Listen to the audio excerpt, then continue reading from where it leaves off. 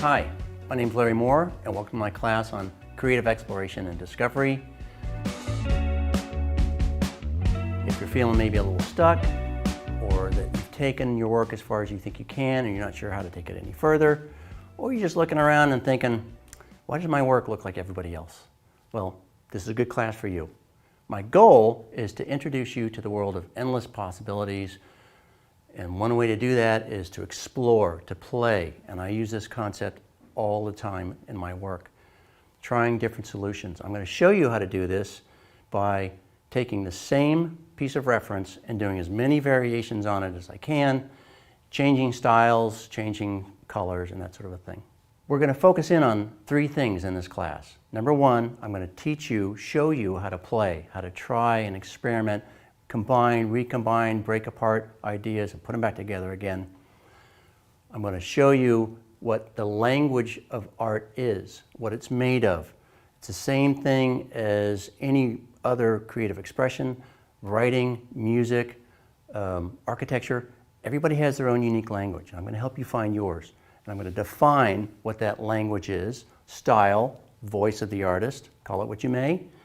The other thing I'm going to bring to the table is the 7 principles of creative expression that I find are in all forms of creative expression. It's a way of thinking about design that involves no templates or rules, just solid thinking and a simple process of understanding how the eye moves through a painting.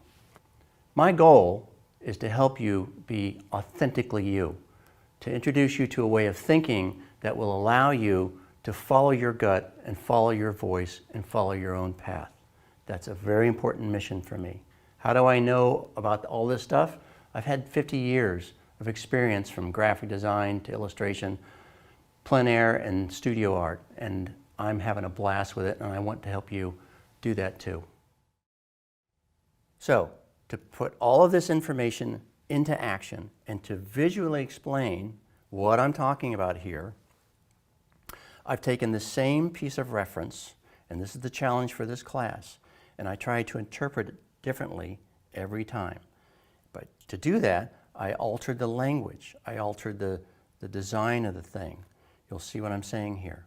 On the right is this piece of reference that I chose. And I really chose this for no other reason than it has such a great range of variety of shapes, variety of edges, and a variety of warms and cools. The whole thing is in there. I don't want to paint that exactly. I want to interpret it.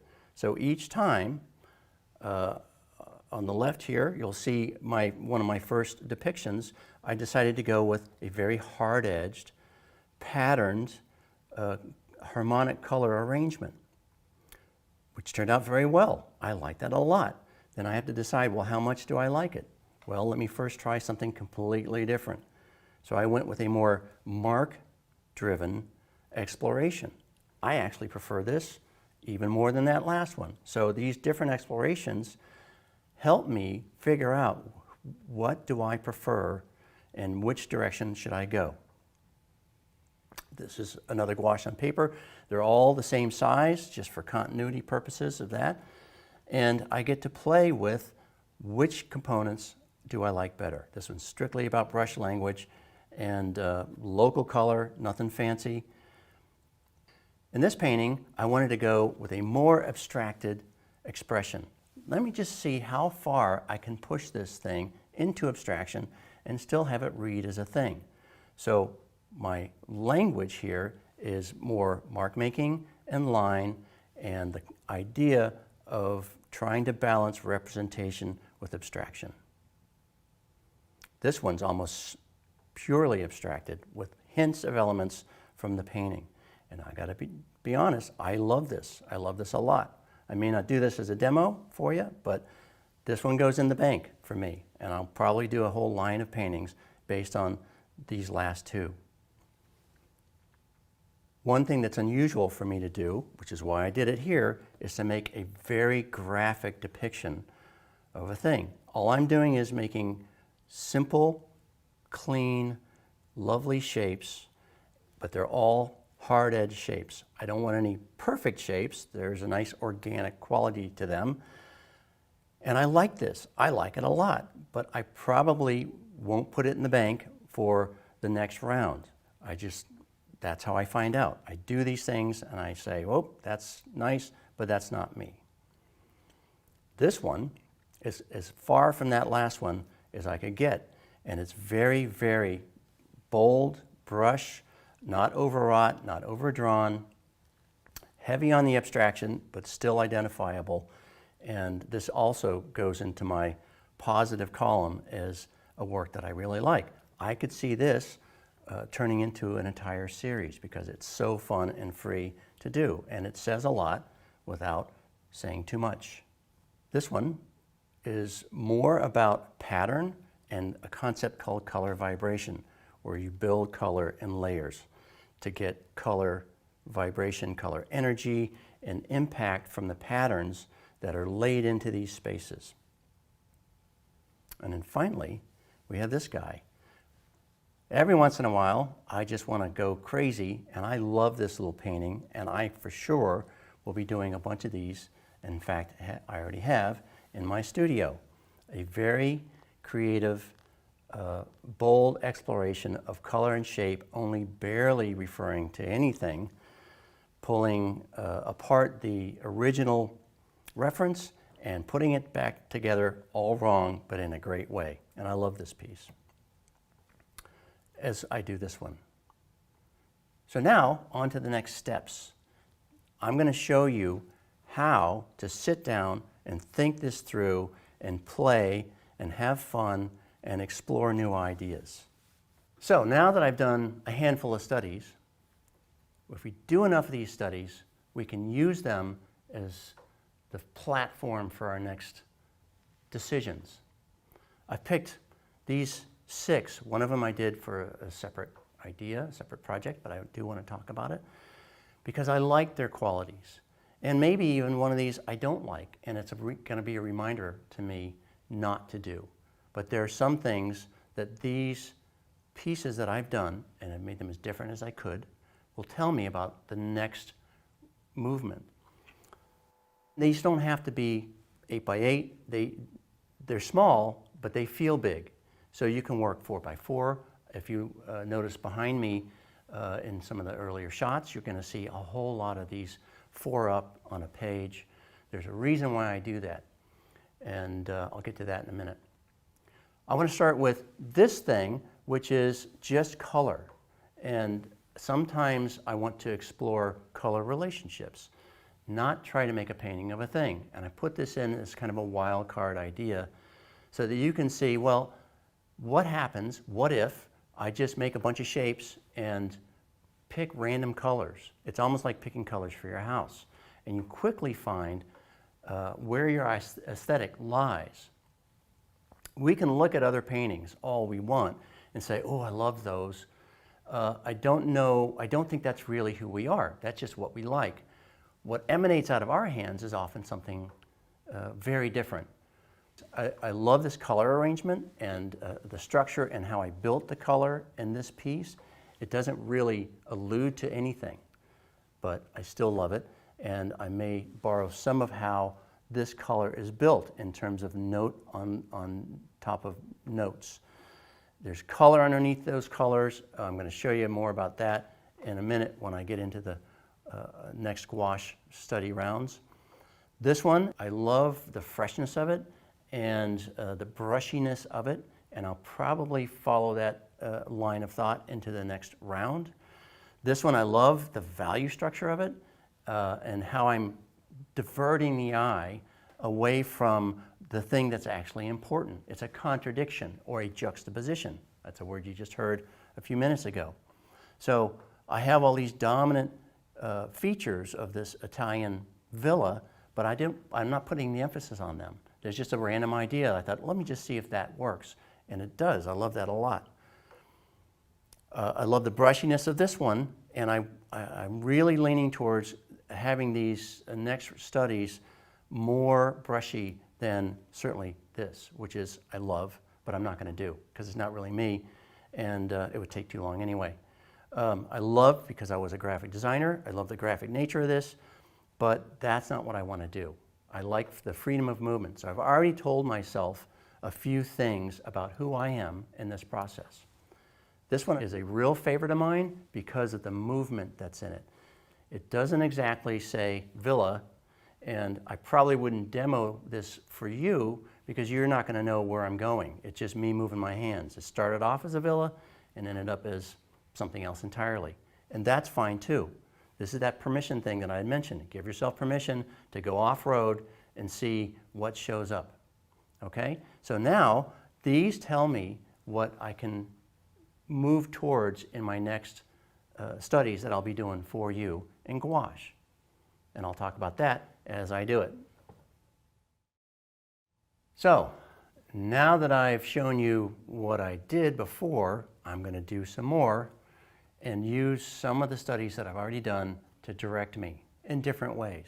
Before I do that, I just wanted to point to this little grouping here as a way of doing your studies. It's just an idea, but I want you to think about the psychology of painting. Anytime you get a whole canvas and you start engaging with that entire canvas, the brain goes into fight mode and you have to win. And that's when we start beating the life out of the painting. By taping a canvas off into quarters with enough space in between each quarter, the brain relaxes, goes into study mode. So you can just tackle one at a time and you don't have to win the battle. They're small. As you'll notice behind me when you're looking through the video, you'll see a wall of them. I do them all the time. It's a way of relaxing. It's a way of exploring without the weight, the psychological weight of winning and having to be something. These are just studies and I know it. So I highly recommend that you don't just do one per page, you do 2 or 3 or even 4. You'll thank me later. So now I have a couple of studies that I like and I don't like for different reasons. And I'm going to use them to direct the next round of concepts. I'm going to put my little glasses on for a second, just for this part, because I'm going to do tiny, tiny little thumbnail studies. One of the many things I learned as a graphic designer and as an illustrator and in advertising and in creative problem solving in general is you don't come up with one idea, you come up with many. Linus Pauling said if you want to have a good idea, you've got to have a lot of ideas. And then you pick from the best. So this idea that I have of doing a lot of studies is an extension of that concept. So first thing I'm going to do, any kind of a pen, people ask me, ooh, where'd you buy that pen? Staples. It's just a pen. And I like to think in ink, and I don't want elaborate little boxes drawn out. I want the freedom to move my hands and come up with different compositional ideas. And maybe if I have the right kind of pen, before it dries, I can get it wet and it'll give me a tone. We'll see. So one of the things I'm looking at with these is that I have a preference towards this more organic movement, mark making. I know I like that a lot. I love the value structure of this. I have done a lot of painting outdoors. I painted a lot of buildings. And at this point in my life, I don't want to paint in every window. I've done all that. So I will reference the buildings, but I'm going to try and not be too mechanical about it. So I know that about myself just from this range of studies that I've done. I also, maybe it's because of the nature of the reference, I did a lot of green. And I come from Florida where it's the painting outside in Florida is the battle of the greens. So I'm thinking, okay, these things tell me for this painting, this study, that I don't want to be green. I'm tired of greens right now. And nobody says I have to. So that kind of leads me into a line of thought. Well, if I'm not going to be too colorful with these, what if I go in the other direction and do more neutral, a neutral concept? And if all these mechanical shapes are sort of bugging me today, right now, maybe I'll try something more organic and less mechanical. So here we go. I'm just going to do these little thumbnails. If you can see this, I've got my laptop in front of me, which is out of camera, and I can look at that for reference, but the nice thing about doing these little thumbnails is these are just compositional, right? Look at that little quick study here. I'll grab a brush with a little bit of a wash into it and see what that does. Oh, look at that, it's melting the stuff. That's pretty cool. So that gives me a rapid fire idea when I was doing graphic design. A logo, for example, I would do 30 to 50 studies and then pick the best 5 and narrow those down. So you can see it's sort of a pyramid scheme, but without the money. And I want this to be organic, so this is starting with an idea, and the idea directs everything about what I'm doing here. I want it to be organic, so my movements are going to be more flowy and less rendery. And if any of you are the put every window in and every fence post type, this may come as a bit of a challenge for you. And whatever I did on this one, if I'm weighted to one side compositionally, I'll try weighting it to the bottom or something that isn't what that one is. So I use each of the studies to inform the next.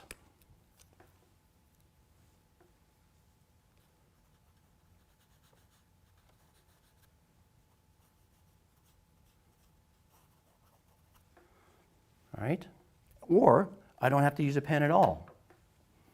I can just use my little gouache setup. And I'll talk about all of this in a minute. The thing I love about gouache is it really encourages freedom. It's like having a crazy dog, and it does what you want, and then it doesn't do what you want. And so I've got a range of colors here, but I'm going to stay out of them for the most part. I'm going to really stay in the neutral territory and add color on the end. This is my idea. As I said, always start with an idea. So a light value sort of block in here with gouache and a brush.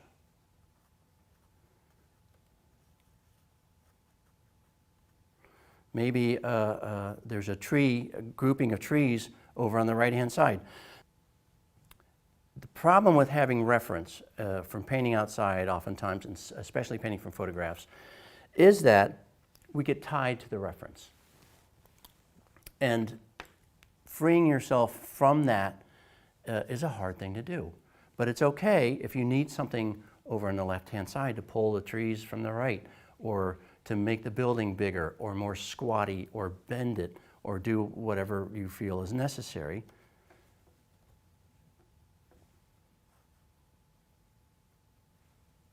There. It wants one dark value. Painting is a dialogue, right? It's a dialogue in 3 parts. The first is, and it's just an example here, you put down a mark, and this is what I teach in my abstract classes, but this is true in the representational classes as well. If you put down a mark, right, that's the opening of a conversation, a dialogue. It's like any conversation. One person doesn't talk the whole time, it's back and forth. So you put down a mark, and the painting will tell you, thank you, I think I need something over here. So, it's my little building shape, right? This seems very primitive. I'm intentionally not using a pencil or a line because I want this to be free and a lot of movement and room to edit and bend things. Now, the concept of variation is going to show up everywhere in my paintings.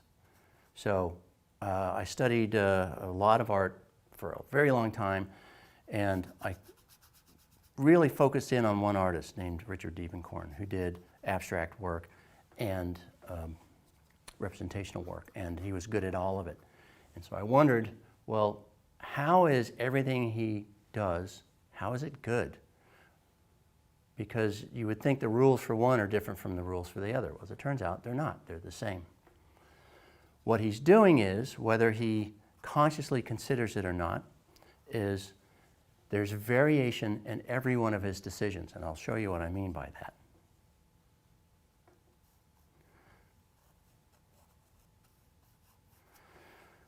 One of the things that Diebenkorn did that I have since tapped into, I don't want to use the word stolen, because a lot of artists do this, use this premise, which is, that's kind of pretty. Every measure is going to be automatically unique. Every shape is going to have its own unique mass. Every mark is going to have its own unique identity. So that from the start, the painting, at the very least, has a range of variation in it. If I come up with a static construct from the start, and I'll just show you what that means. Here's a square, roughly. The static concept is, and this is going to look familiar to you if you're taking enough workshops, a grid, right? Every measure here is identical. That's not interesting. But if I move a few lines, it's very simple, really, and I make sure that the measure between each line is unique, up and down. There we go. Same number of lines, I think. 1, 2, 3, yeah. Same number of lines. If I did it right, this measure, that measure, that measure, that measure, that measure, that's variation. And that's comes into everything I do in my painting. All right, so I've mopped in a loose construct, no drawing. The problem with drawing, and I'm not saying don't do drawing, I'm saying for this exercise, a loose start will mean a looser finish. The problem with very tight pencil drawings, unless you're doing watercolor, where you can't cover things up and hide behind your mistakes, is there's nowhere to go. So I have blocked this whole thing in. If you have pencil lines that tell you where everything is, there's no room to play. You're just going to paint the thing, you're going to put in the window, then you're going to paint the building around the window, and all the spontaneity is lost. I'm going to wash this in with a color. Now, I know this is going to be a lot of neutrals, but since this premise is sort of guiding my thought process, what if underneath my grayed, neutraled top coats is a lot of intensity? So I'm going to block all that in, and then I'm going to take a minute for that to dry.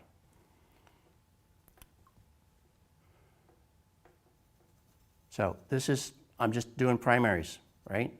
Something really, if you ask me, do I do this every time? The answer is no, I don't. I don't do anything the same every time. Every time I end up with similar finishes, but I will start differently because that's how I work. That's what I like to do.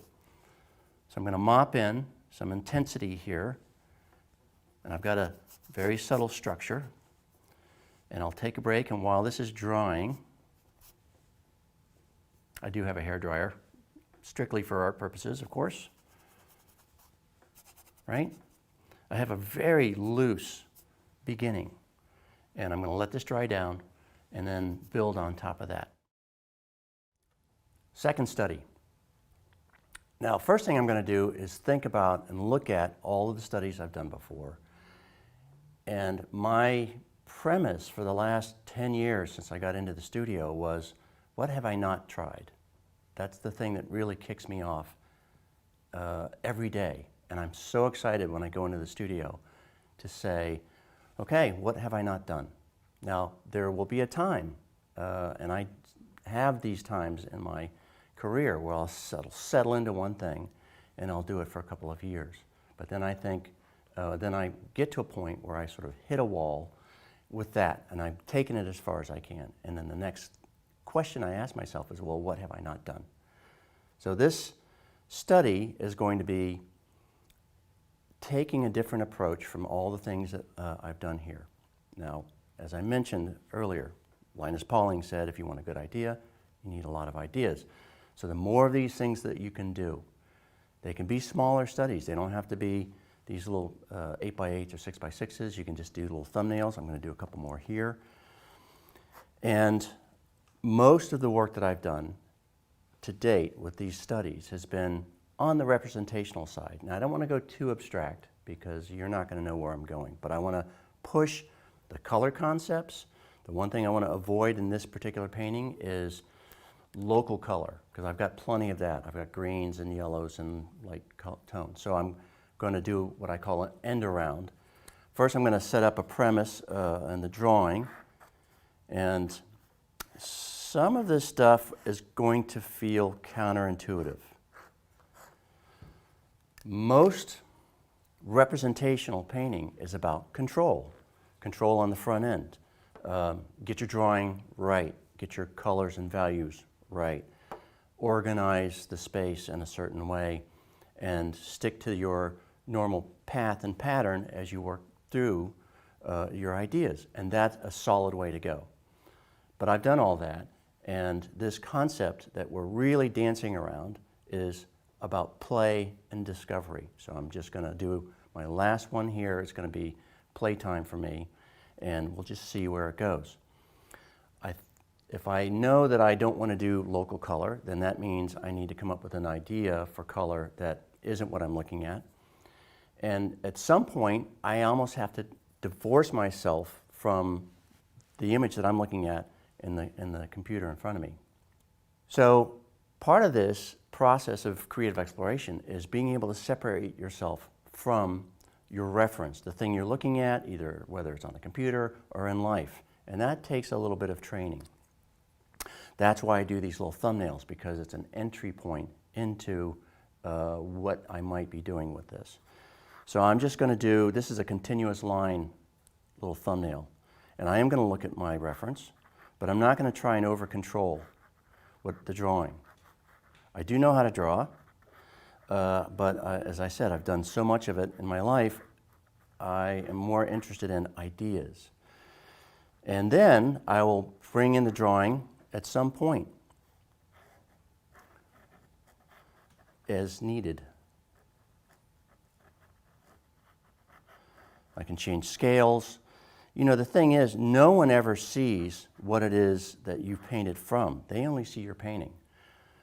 And it feels more safe to just draw the thing that you're looking at.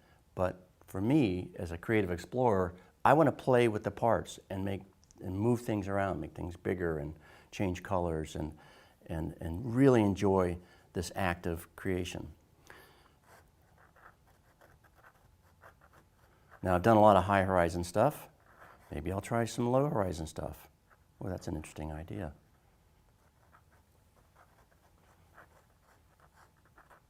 I like that. Throw in a cloud shape. Okay, there's an idea. Looking at all my studies, I can see that I've got, I'm basically following the reference to a certain degree, and so I'm going to try a little low horizon act and keep it loose. Let me do a little wash in on these just to see what shows up. The counterintuitive part of this entire play process is seeing what shows up and not trying to over control the outcome. That comes a little bit later. Oh, that's not bad. So I'm just using a pen. People always ask me, what kind of pen is that? It's a pen that I found. That's what kind of pen it is, and it just happens to do what I like. If you take workshops with artists, one of the things that I want you to strive for is to not ask them, what color is that? What brush is that? Ask them why. Why did you choose that brush? Why that color? Why do you draw this way? And get to the core of who they are and what drives their decisions. And that can help you, it helps me, to study other artists, to find out what drove them in their decisions. All right, so I've got a couple of different study ideas here. Good, love that, that's awesome. But I think I'm going to try this one. Now, here's my end around for color. I'm going to mix up a bunch of colors that aren't on my reference. And I'm going to start with a color idea. And this is going to sound like a crazy notion, but sometimes I'll go to the paint store and I'll just grab color chips completely randomly, because how we set up our palette, how we mix color, taps into our tendencies, and I'm trying to break tendencies and find new directions. So I'll go and grab a bunch of color chips and I'll go, well, that's an interesting arrangement, and then I'll just start mixing colors. So what I want to try and do here real quick is mix a lot of color and get that already set up here on my palette. Now this works much better with oil because these little color piles can dry up in a hurry, but I have my spritzer to get me out of that situation. All right. For some reason, I'm thinking of a real cool blue, gray, magenta, maybe a pale yellow here and there. That's nice. You know, the thing is, I use a lot of metaphor and analogy, and I liken painting what you see, direct observational painting, is a little like playing sheet music, right? There's the thing, you're looking at it, how do I make that thing appear here? And that's a wonderful way to go. I did that for many, many years, 25 years maybe. But at this point in my life, I want to write my own music. I want to be the author of whatever it is that I'm creating. And another analogy, music analogy, is the idea of being a jazz musician in this medium. So I've got the music in front of me, but I have the freedom to move around and play. That's what this is. We're just doing jazz compositions here. All right. Now I'm going to butter this up while I'm mixing color. I just wanted to talk through that idea real quick. And I'm going to put a ground down, ground color. One way to speed this up, I'll show you a couple other tricks. So get the paint surface a little bit damp. And I'm going to put something down. I like a nice warm color underneath. So I'm not going to do that. Again, try something different. All right. Kind of mixing two colors together to get a nice neutral, ooh, pretty warm tone. I can get some variation in it.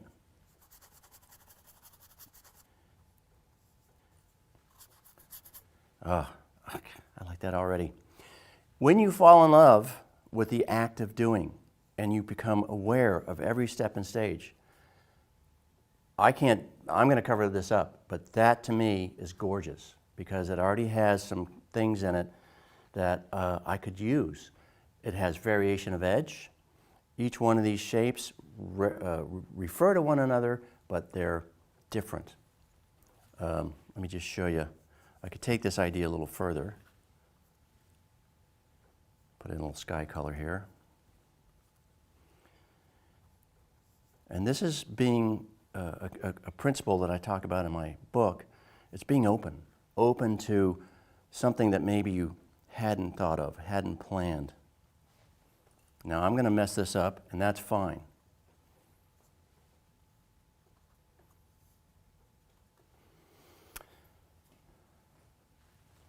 One of the things I love about really great, confident artists is their ability to express an idea like a tree or a cloud without being literal. There's a lot of young Russian painters out right now who paint clouds that are almost square.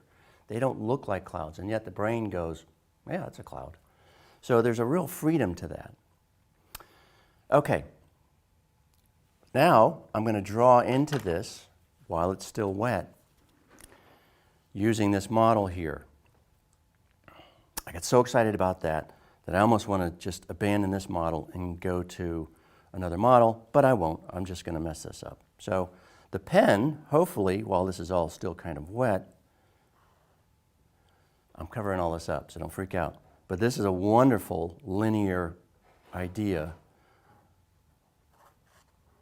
Now, here's what I'm doing. I'm not drawing as much as I am moving this pen across the paper and creating essentially a very childlike depiction of my reference. Now, I want to remind you that what I'm doing here is exploring the same idea as many ways as I can. That's kind of nice.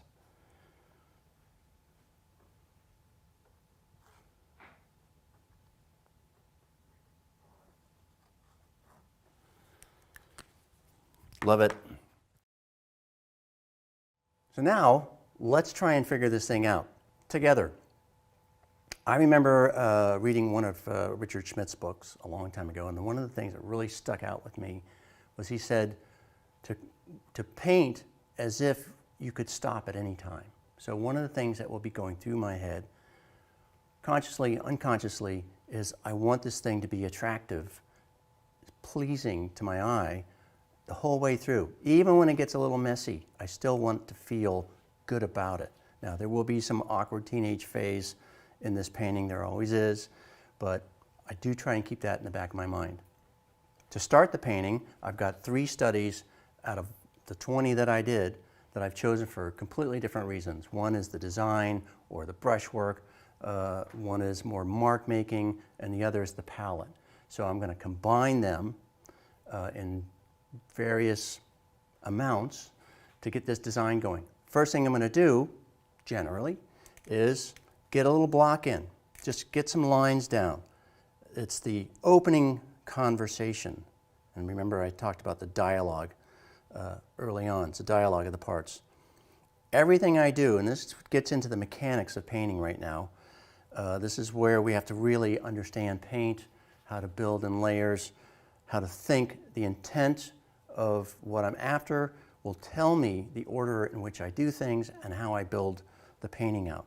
So the first thing is I'm going to really focus in on this one painting that's very big shaped, mark driven, beautiful color arrangements, and it's a simple painting. I don't want to choose something that's too far towards the abstract phase so that you know where I'm going. But then I don't want to do something that's something I've already done or normal way of doing things, because like I said, this is creative exploration. So there should be a little bit of the unknown in this space. And I really want to stress this thing. You want to get used to the idea of being a little bit uncomfortable. That means when you're trying something a little different, it's going to feel awkward and weird. But stay in that place, because that's you growing. All right. I'm just using a fine brush here. And I'm going to set up a couple of key lines for my start, and then maybe a little value wash in just to really set up. I'm not looking at the original, by the way, reference. I'm looking at the paintings. I don't want to be tied to that reference. I may bring it back out towards the end and put in a couple of details. All I'm interested at this stage in place is design. So how I divide up the space, if the intent of the work always dictates how I start. You might think I do this kind of work all the time, and I do, but I do have very specific lines of thought that require very specific processes. I do a series called Intrusion, which is animals in spaces where they just don't belong, but I want it to have a realistic sensibility to it. I want it to be possible, but maybe not plausible, like to have a rhino in a subway or an elephant in an old cotton mill. And that requires a lot of drawing, a lot of thoughtful value placements, and pre-organizing and pre-thinking the outcome. This is slightly different. This is more spontaneous, and there's more a sense of flow about this, and plenty of room for me to change my mind and move things around. I don't want to be too specific. One of the things about, and it depends on your intent, if you're drawing architecture, let's say you go to Italy and you're drawing one of the piazzas and you want to get the drawing right, well, you got to get the drawing right. It's hard to sort of guess your way through and work in vague shapes, but if you're doing this kind of a painting, there's plenty of room for me to change direction and to create more loosely and make modifications as I go through. I'm not really beholden to this. I don't have a very tight drawing. If I did, there's a tendency for all of us to paint to the line. My intent here is to have a very loose start and figure it out as I go, refine it as I go, even make changes in terms of color and value and all those things as I go. If I've over-planned in the beginning, the tendency is going to be to follow that structure and be fearful of screwing it up. So you can see very loose block. And I've got this weird patterning underneath, which I love. It keeps me in the land of possibility. So I'm not overthinking the beginning. I am thinking about the mechanics of this process, that I want to create a thin, washy layer.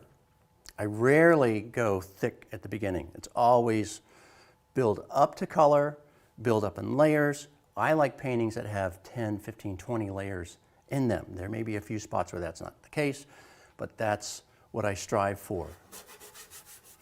Very loose. It's a kind of value structure, if you will. But again, there's always room to change and grow. Now, when I was doing plein air work, that was different. Plein air to me is like a sport. I call it sport painting. And in order to nail something, you needed a real specific plan. And so my drawings, I would do studies, I would pre-draw things.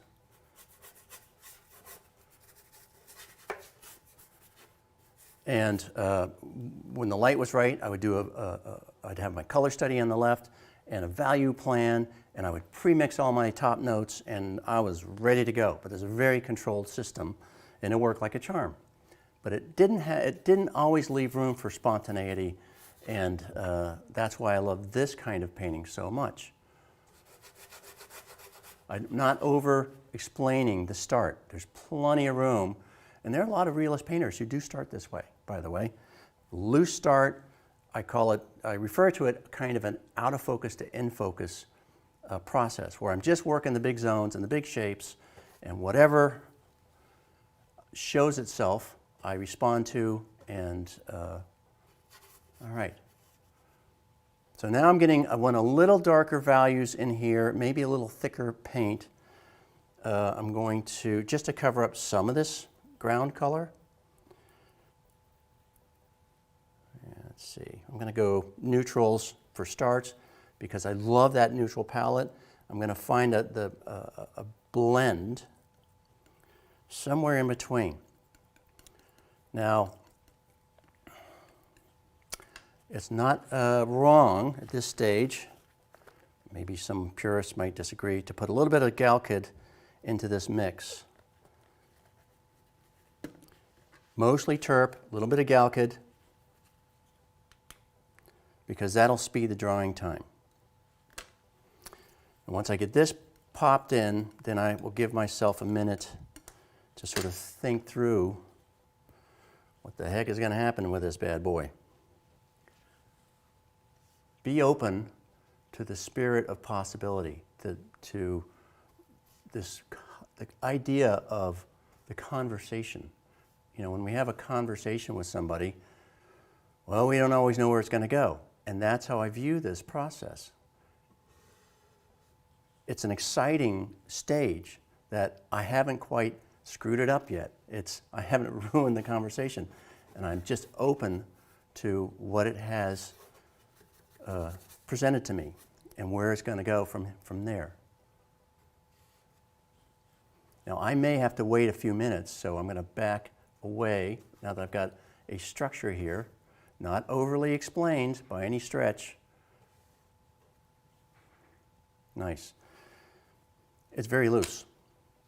Let me just wipe that out real quick. So I'm going to give this a minute. I'm going to hit it with a hairdryer, see if I can. The mechanics of paint is really important. If you have a real juicy, wet start, it's very hard to paint on top of.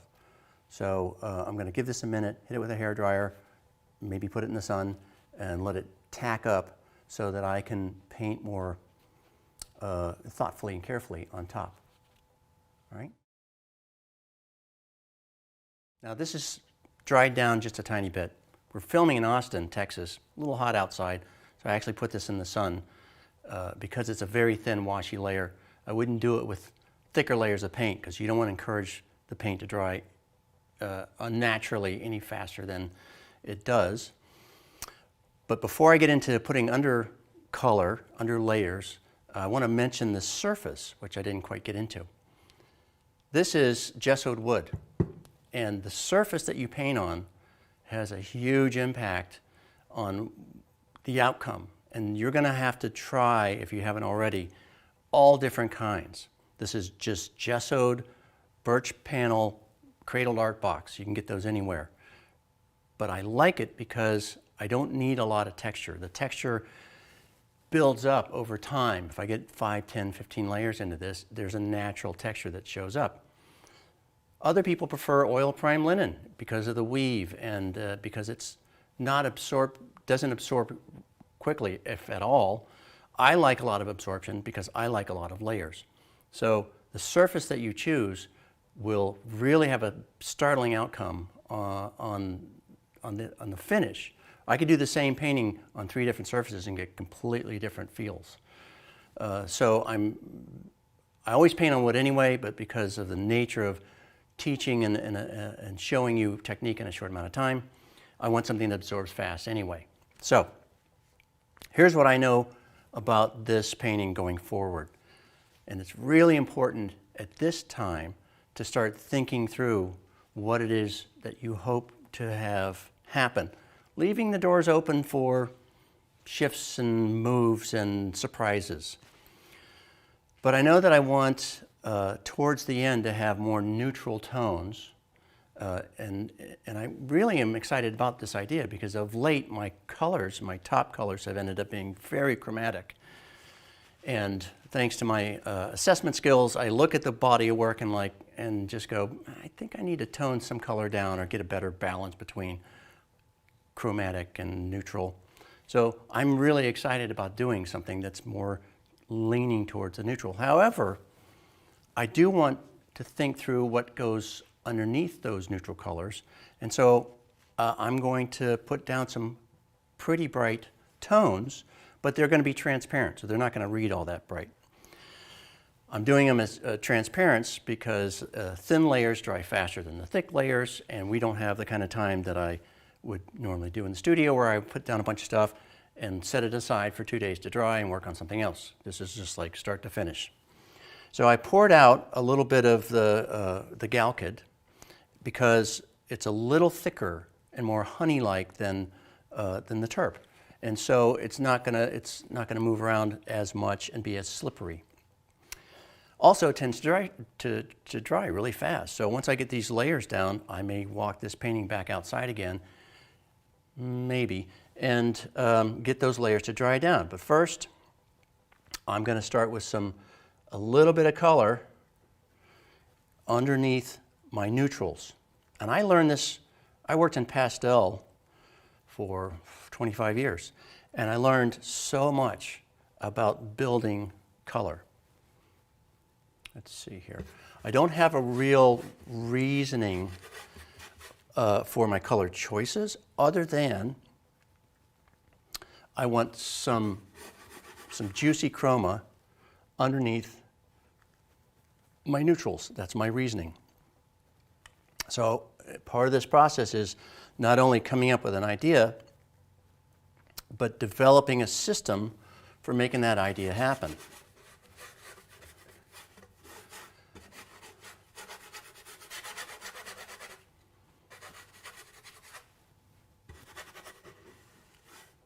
I am looking at my one study here that this is based on, and I'm kind of thinking through, well, if I use those colors, then this might be my undercolor. But my main idea here is just color under my color. When you work in pastels, for example, oh nice, you have to think through color and build up to color because you want more than one piece of chalk to tell you what that thing is. If you're building up grass in pastel, for example, I would put down a darker tone of a burnt umber underneath, and then an orange on top of that, and then a warm green on top of that, and then a bright green on top of that. And I use those same ideas when I'm painting in any medium. It's just automatic for me now.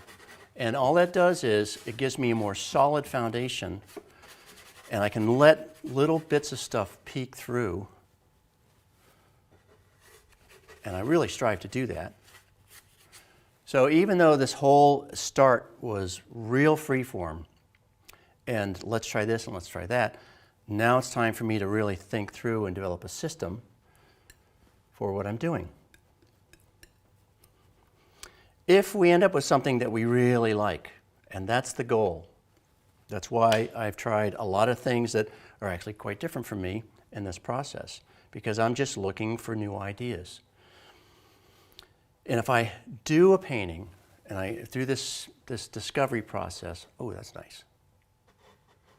The one thing I do have, by the way, is the confidence that no matter how badly the start might go, I know that I can bring it around. But I do like the freedom of knowing that I can change things at any time.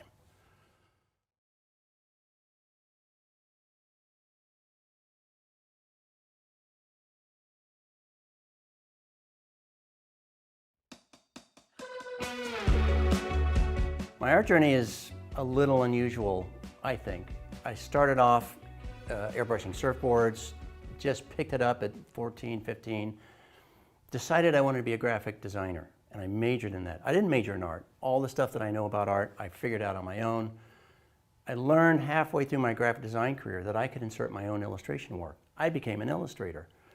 All the things that I've done in my life have been problem solution, and I think that's a really important aspect of my career. It comes into my studio work, it came into my plein air work, it helps me in developing new ideas in the studio, and I'm super happy to share that with people.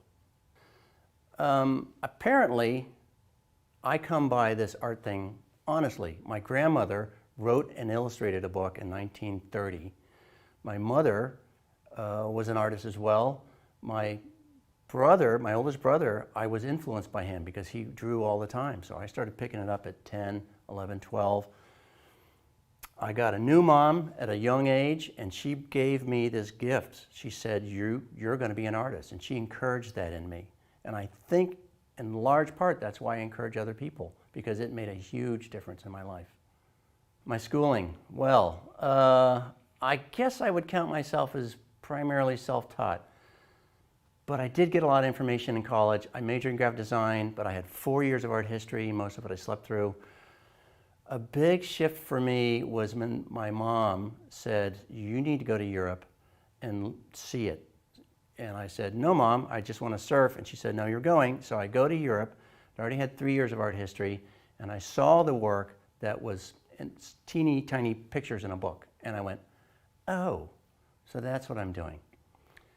I took one painting class in college, and the college model is, we're not going to be there, and we're not going to show you anything. You figure it out. I respect that model, but it's hard to pull off in a workshop because we only have a couple days. But I took that to heart, and every medium, every style, every method that I know now, I graduated in '79, I learned on my own. I just pick up stuff and figure it out. And that my education has just been self-driven. I remember one pivotal moment in my life when I was painting with a person that I admire greatly. And I went out into the field with this artist, and I thought, I'm painting next to this guy who can crush me. And I didn't want to paint like him. I just knew right then, you know what? I can't match this guy. I can't be him.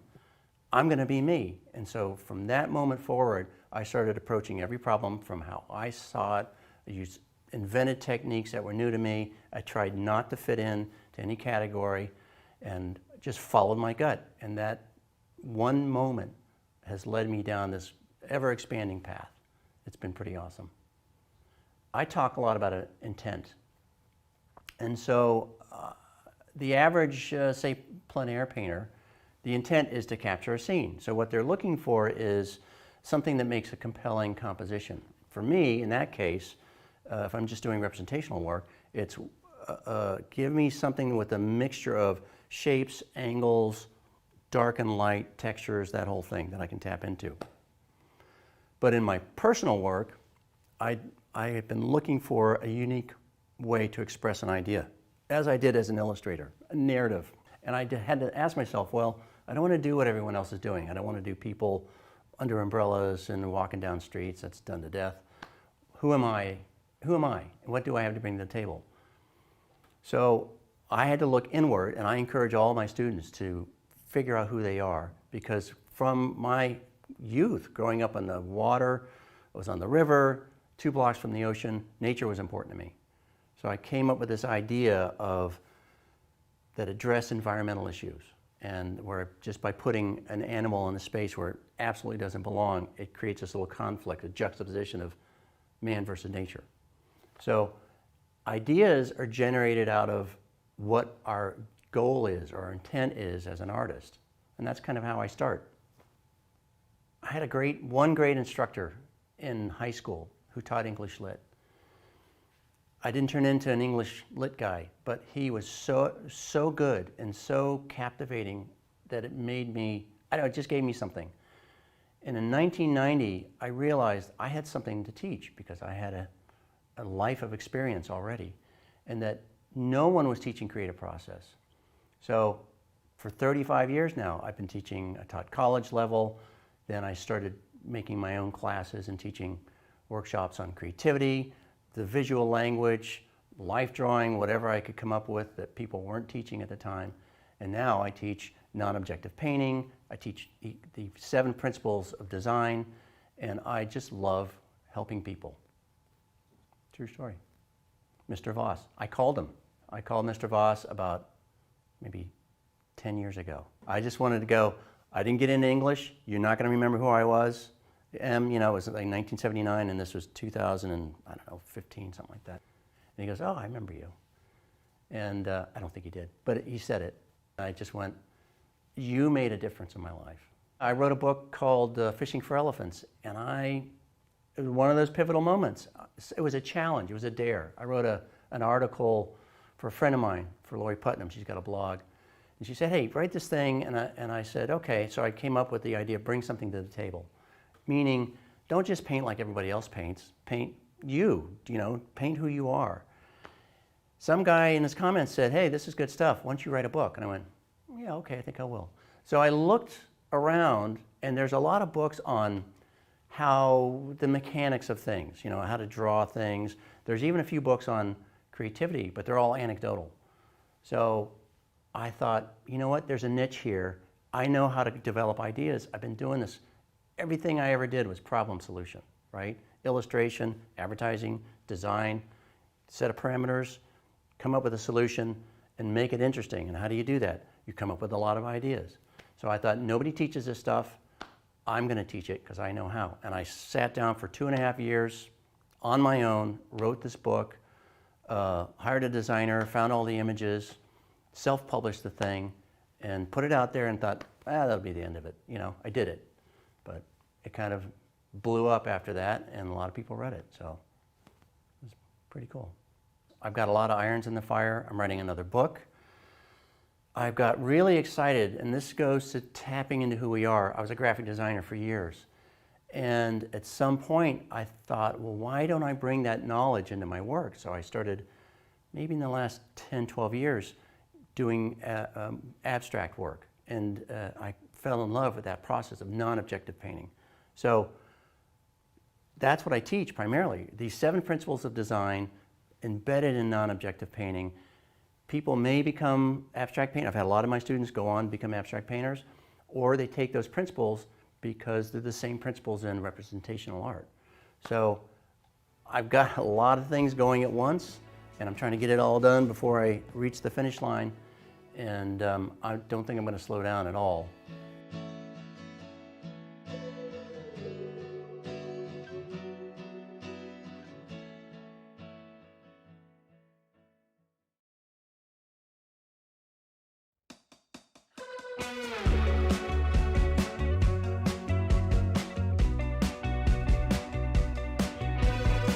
Hi, I'm Larry Moore, and welcome to my workshop on creative exploration and discovery. In this workshop, we're going to learn how to explore new ideas, experiment with different languages and styles, and perhaps look for a new way of creating art for ourselves. I'm going to focus on 2 mediums. Gouache, which is an opaque watercolor. I use it in all my studies. It's a wonderful way to quickly find new directions, new concepts. It's very playful, it's very easy. And then the final piece will be an oil, where I take some of the ideas that I've developed in gouache and make them bigger, oil on wood. It's a really fun process. Some of the things that I've noticed with students, they're really fixated on technique, and technique is important. But most of them ultimately will come to a place where they need to know who they are. And that's my job as an instructor and as a guide to help them figure that one out. I'm happy to introduce you to a different way to develop ideas, to find authentic concepts, to help you develop your unique voice. So join me in this process of discovery. I think you're going to like it.